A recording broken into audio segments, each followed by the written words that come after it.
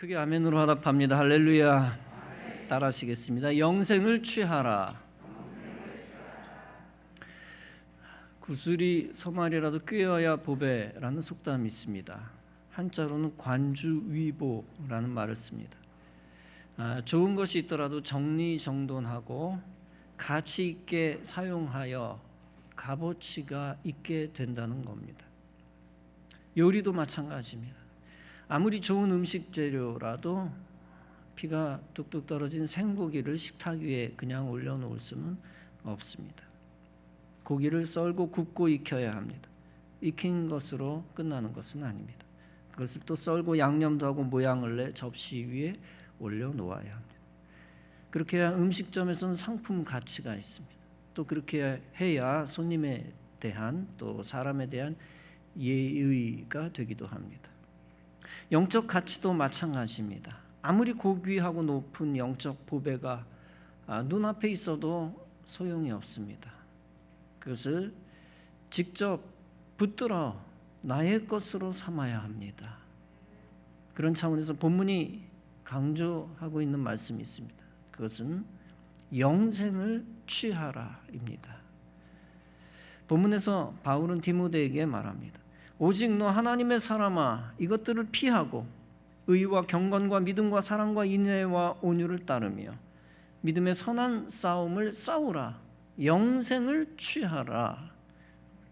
본문은 하나님의 사람의 신앙적 의무를 강조한 것입니다. 하나님의 사람은 첫째, 피할 것을 피하고 버릴 것을 버려야 한다는 것입니다. 피해야 할 것이 무엇입니까? 바울은 디모데전서 6장 본문 위쪽에 기록해 놓았습니다. 교만, 언쟁, 투기, 분쟁, 비방, 악한 생각, 부패한 마음, 욕심, 돈을 사랑함 등입니다. 하나님의 사람은 둘째, 붙들어야 할 것을 붙들어야 한다는 것입니다. 붙들어야 할 것들이 무엇입니까? 의와 경건과 믿음과 사랑과 인내와 온유입니다. 그리고 바울은 하나님의 사람이 취해야 할 가장 중요한 것을 말합니다. 그것은 바로 영생입니다. 디모데더러 영생을 취하라고 했습니다. 그렇다고 디모데에게 영생이 없다는 뜻은 아닙니다. 디모데는 이미 바울의 대리자입니다. 예수님을 믿는 자이며 사도의 버금가는 귀한 위대한 사역자입니다. 당연히 그에게 영생이 있습니다. 그러나 영생을 이 땅에서 놓쳐서는 안 된다는 것입니다. 영생을 놓치지 않기 위해 이 땅에서도 영적 싸움을 잘 싸우라는 것입니다. 믿음의 선한 싸움을 싸우라고 했습니다. 그 싸움을 통해 하늘나라의 영생을 잘 지키라는 것입니다. 그리고 영생을 취하라는 건 영생과 관계된 것을 다 붙들라는 것입니다. 영생과 관계된 것은 하나님과의 교제입니다. 하나님께 예배드리는 것은 하나님과의 교제입니다.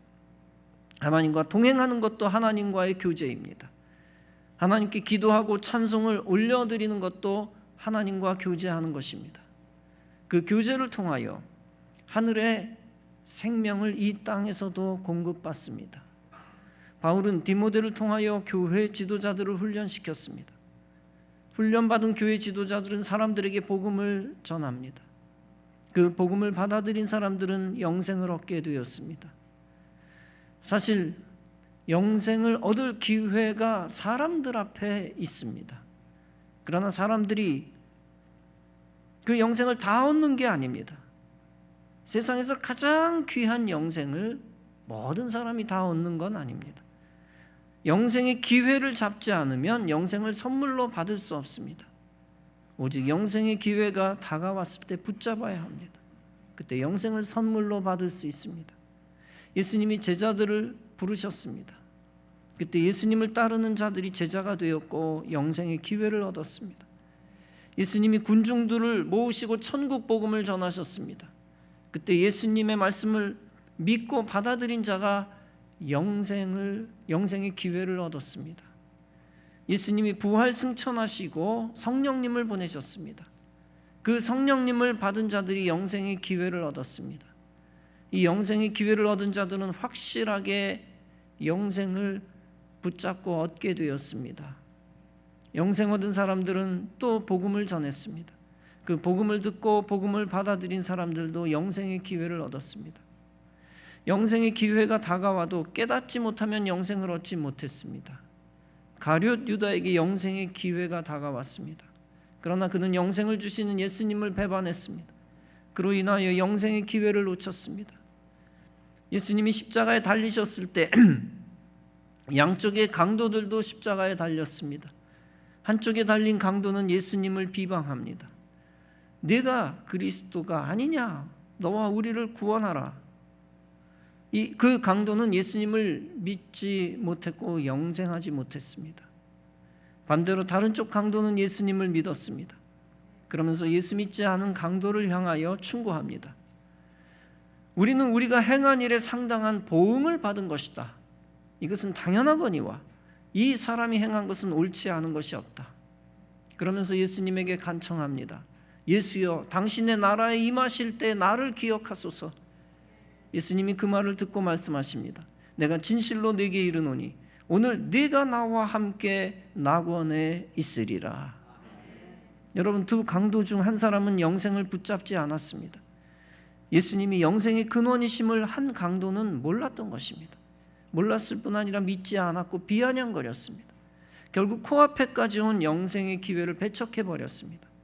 반대로 다른 한 강도는 축복의 본보기가 되었습니다.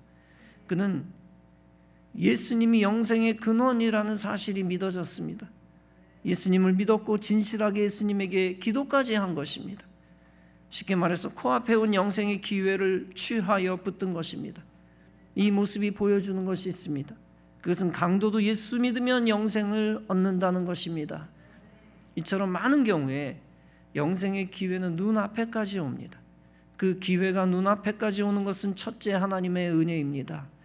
둘째, 그 기회를 붙드는 것은 인간의 몫이며 책임입니다. 중국의 해군 제독이었던 첸이라고 하는 사람이 있었습니다. 그가 캔톤이라고 하는 곳에서 한 부흥회에 참석했습니다. 그는 거기서 설교에 큰 감명을 받았고 예수 믿기로 작정했습니다. 그래서 나눠주는 결심 카드에 이름을 적어내려 했습니다. 그때 옆에 있던 한 보좌관이 말했습니다. 뭐가 그렇게 급하십니까? 나중에 천천히 적어내도 되지요.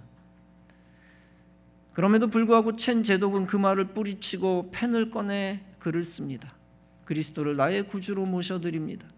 그는 결심 카드에 주소 성명을 쓰고 사인을 했습니다. 예배가 끝나자 그 부흥회 장소에서 나옵니다.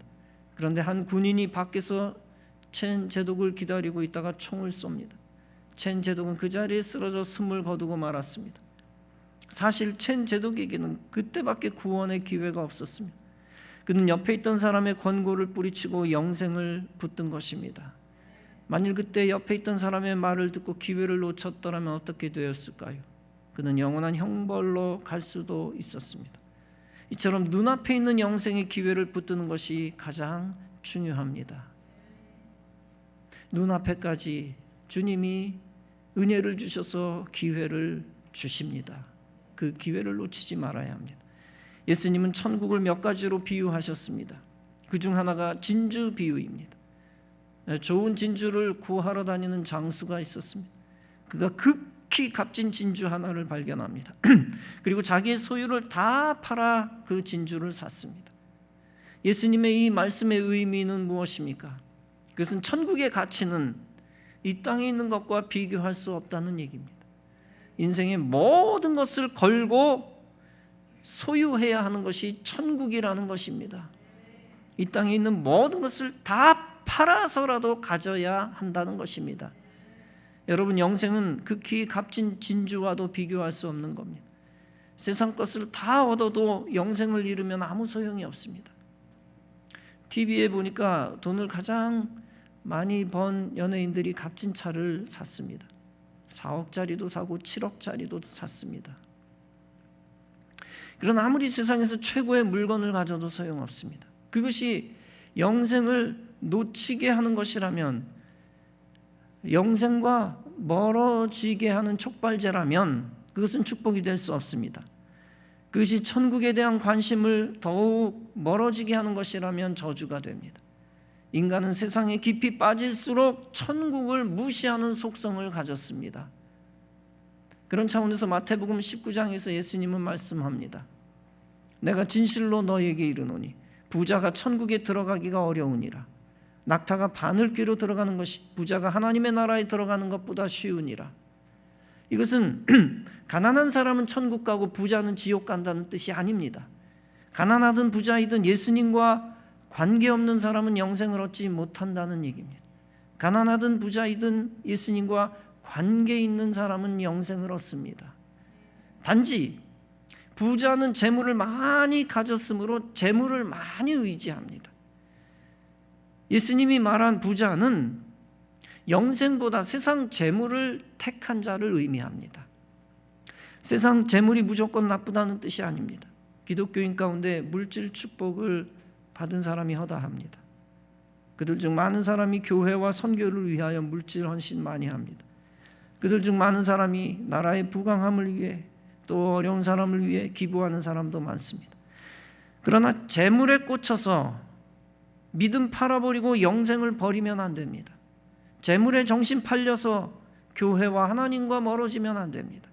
그런 사람은 인생의 마지막에 크게 후회합니다. 그 어떤 물질적 손해를 보더라도 영생을 취해야 합니다. 그런 자에게 하나님이 물질적 은혜도 더해 주십니다. 예수님이 종말에 관한 말씀을 마태복음 24장에서 말씀했습니다. 특히 마지막 때 환난에 관한 말씀입니다. 너희가 선지자 다니엘이 말한 바 멸망에 가증한 것이 거룩한 곳에 선 것을 보거든 그때 유대에 있는 자들은 산으로 도망할지어다. 지붕 위에 있는 자는 집 안에 있는 물건을 가지러 내려가지 말며 밭에 있는 자는 겉옷을 가지러 뒤로 돌이키지 말지어다. 여러분, 건물에 화재가 났는데 보석 꺼내겠다고 뛰어 들어가면 되겠습니까? 어떻게 됩니까? 그는 보석을 움켜쥔 채로 불에 타 죽을 것입니다. 육신의 생명과 보석과 비교 자체가 안 되는 것이죠. 하물며 영생과 이 땅의 재물을 비교해서야 되겠습니까? 하나님의 사람은 어떤 재물을 포기하더라도 영생을 포기하지 않습니다. 심지어 육체를 내주는 한이 있더라도 영생을 포기하지 않습니다. 믿음 없는 사람 눈에는 재물 포기하는 것을 이해할 수가 없습니다. 영생 때문에 재물을 포기하는 모습 어리석게 보입니다. 예배를 사수하며 믿음 지키다가 직장 잃어버리는 거 이해할 수 없습니다. 그러나 천국을 본 사람, 천국을 아는 사람, 천국을 믿는 사람은 다릅니다. 그는 영원한 가치를 알기 때문에 순간의 이익에 흔들리지 않습니다. 그는 영생의 가치를 최고로 여기기 때문에 세상 유혹에 넘어가지 않습니다. 어떤 비난이 있어도 영생과 천국을 취하고 세상 것을 과감하게 포기합니다. 마태복음 5장에서 예수님은 말씀합니다. 만일 네 오른 눈이 너로 실족해 하거든 빼어내버리라. 네 백체 중 하나가 없어지고 몸이 지옥에 던지우지 않는 것이 유익하며 또한 만일 네 오른손이 너로 실족해 하거든 찍어내버리라. 네 백체 중 하나가 없어지고 온몸이 지옥에 던지우지 않는 것이 유익하니라. 이 말씀은 죄를 지었을 때 무조건 지체를 잘라내라는 뜻이 아닙니다. 몸을 찍어내버리려고 하는 사람이 존재하지도 않습니다. 이것은 뭘 얘기하는가 하면 육신에 집착하여 육신 붙들다가 영생을 놓치는 일이 있어서는 안 된다는 얘기입니다. 아무리 중요한 육신도 영생만큼 중요하지 않다는 얘기입니다. 그런데 인간이 죄를 스스로의 능력으로 이길 수가 없습니다. 도박하는 사람들이 도박에서 벗어나려고 손가락을 잘라도 잘려진 손으로 다시 도박을 한답니다. 대도 조세형이 회개하기도 하고 간증까지 했답니다. 그러나 나중에 또 좀 도둑 노릇하다 다시 감옥에 갔습니다. 회개에 합당한 열매를 만들지 못한 것입니다. 인간 속에 내재된 죄의 저주는 인간이 해결할 수가 없습니다. 로마서는 말씀합니다. 의인은 없나니 하나도 없도다. 인간은 원죄든 자범죄든 인간 스스로 해결할 수 없습니다. 오직 인간의 죄를 사해 주시는 은혜가 있어야 합니다. 그 은혜가 다름 아니라 예수 그리스도의 피의 공로입니다. 하나님의 아들이 인간의 죄를 씻기 위해 이 땅에 오셨습니다. 그리고 스스로 십자가에 달려 희생양이 되셨습니다. 이렇게 하나님의 아들이 피를 흘리시고 인간의 모든 죄를 담당하셨습니다. 따라서 예수님만이 인간의 구원자가 되셨습니다. 예수님도 요한복음 14장에서 말씀합니다. 나로 말미암지 않고는 아버지께로 올 자가 없느니라. 요한복음 1장은 말씀합니다. 영접하는 자, 곧 그 이름을 믿는 자들에게는 하나님의 자녀가 되는 권세를 주셨으니, 사도행전 4장은 말씀합니다. 다른 이로서는 구원을 받을 수 없나니 천하 사람 중에 구원을 받을 만한 다른 이름을 우리에게 주신 일이 없음이라. 이렇게 그 죄사함의 은혜로 우리는 영생의 기회를 얻게 되었습니다. 죄와 저주와 사망의 권세에서 해방되어 천국 입성의 기회를 얻었습니다. 이처럼 하나님은 영생의 기회를 이 땅의 모든 사람에게 주셨습니다. 그러나 그 기회를 붙드는 사람은 많지 않습니다. 아무리 좋은 것도 취하지 않으면 내 것이 될 수 없습니다. 영생을 취하기 위해서는 코앞에 온 영생을 놓쳐서는 안 됩니다. 반드시 붙들어 취하여 나의 것으로 만들어야 합니다. 그러기 위해서는 예수의 피를 믿고 죄사함을 받아야 합니다. 예수를 구주로 모시고 예수님 의지하며 살아야 합니다. 예수님께 기도하고 예배드리고 주님 뜻대로 순종하며 살아야 합니다. 그러면 이 땅에서도 영생을 붙들 수 있습니다. 이 땅에서 영원히 산다는 뜻이 아닙니다. 이 땅에서 붙든 영생을 가지고 사후 영생을 누린다는 것입니다. 그리고 이 땅에 있는 동안 영생 있는 자답게 주님이 주시는 다른 복을 받는다는 것입니다. 여러분, 아무리 인생이 뛰어나도 예수의 피를 의지하지 않으면 아무 소용이 없습니다. 아무리 머리가 좋고 인물이 뛰어나고 권세와 재물이 있어도 소용없습니다. 예수의 피가 없는 인생은 어둠과 죽음에 속한 존재입니다. 좋은 머리와 좋은 인물과 권세와 재물을 가지고 천국에 못 갑니다. 아무리 인생이 보잘것없어도 예수의 피가 있으면 천국에 이릅니다. 육신적으로 인류의 생명을 제일 많이 구한 사람이 있습니다. 그가 누구일까요? 다름 아니라 노벨 생리의학상을 받았던 카를 란트슈타이너라고 하는 사람입니다. 그는 혈액형을 발견해 수혈이 가능하게 한 사람입니다. 그가 구한 생명은 1955년 이래 약 11억 명으로 추산됩니다. 과거에는 과다출혈로 사망하는 사람이 많았습니다. 특히 임신부의 22%가 출산 시 과다출혈로 사망했습니다. 과거 의사들은 다른 사람의 피뿐 아니라 송아지, 염소 피를 수혈하기도 했습니다. 많은 사람이 시커먼 오줌을 싸며 고통 속에서 죽어갔습니다. 부검해 보면 핏줄 속에 피가 뭉쳐 있었습니다. 같은 사람의 피라도 재수 좋으면 살고 재수 없으면 죽었습니다. 카를은 유대인답게 의대생 시절 거룩한 고민을 많이 했습니다. 어떤 삶이 하나님 보시기에 합당한 삶인가 하는 것입니다. 그는 환자를 직접 돌보는 삶, 그리고 의학 연구를 하는 삶 사이에서 고민했습니다. 그러다 의학 연구를 하는 의과학자가 되기로 결심했습니다. 카를은 1년간 외과 의사 밑에서 공부했습니다. 당시 의과학자들은 현미경을 통해 혈액 속에서 세균들이 죽는 것을 발견했습니다. 그들은 피 속에서 세균들을 죽이는 것을 항체라고 불렀습니다. 카를은 항체를 다루는 면역학에 집중했습니다.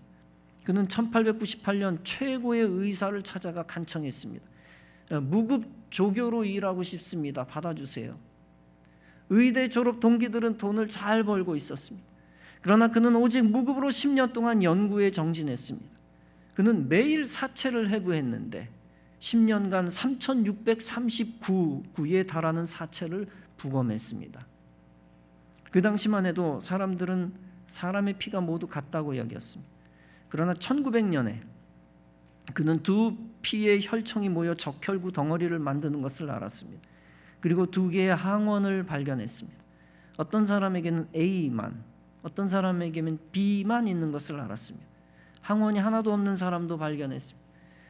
수혈은 특정 혈액형끼리만 가능하다는 것을 알았습니다. 다른 피로 수혈하면 항체가 이물질로 간주해 위험한 결과를 초래한다는 것입니다. 그는 이를 근거로 혈액형을 A형, B형, C형으로 구분했습니다. C형은 나중에 O형으로 변경되었습니다. 1년 뒤 그의 제자들은 두 항원을 모두 갖고 있는 A, B형도 찾아냈습니다. 1914년에는 리처드 루이손이라고 한 사람이 발견한 것이 있습니다. 그것은 혈액에 구연산 나트륨을 첨가하면 피가 응고되지 않는다는 것. 그로 인해 수혈을 위한 혈액을 보관할 수 있었습니다. 카를이 1901년에 발표한 혈액형 분류는 29년이 지나야 인정받았습니다. 그리고 1930년에 노벨 생리의학상을 받았습니다. 카를은 그 후에도 연구하여 1940년에는 RH-형 혈액이 있음을 밝혔습니다. 3년 후 그는 눈을 감았습니다. 이 지구상에 발붙여서는 안 되는, 없어져야 되는 범죄자들도 많습니다. 반대로 카를은 이 지구상에 반드시 있어야 했던 유익한 사람이었다라고 생각됩니다. 여러분, A형의 피를 B에게 넣어서는 안 된다는 것은 이제 상식입니다. 아무리 착한 사람이라도 그의 피가 다른 사람을 무조건 살리는 것은 아닙니다. 성품과 관계없이 정확한 동질 피가 수혈될 때 생명을 살리는 것입니다. 여러분, 영적으로 우리는 예수의 피로 구원을 받았습니다. 아무리 인간이 똑똑해도 원죄와 자범죄를 없앨 수 없습니다. 인간이 아무리 지식이 많고 선한 사람이라도 구원 생명을 얻을 수 있는 게 아니고 구원 생명을 줄 수도 없습니다. 이 땅에 어떤 종교와 도덕으로도 구원 생명을 제공할 수가 없습니다.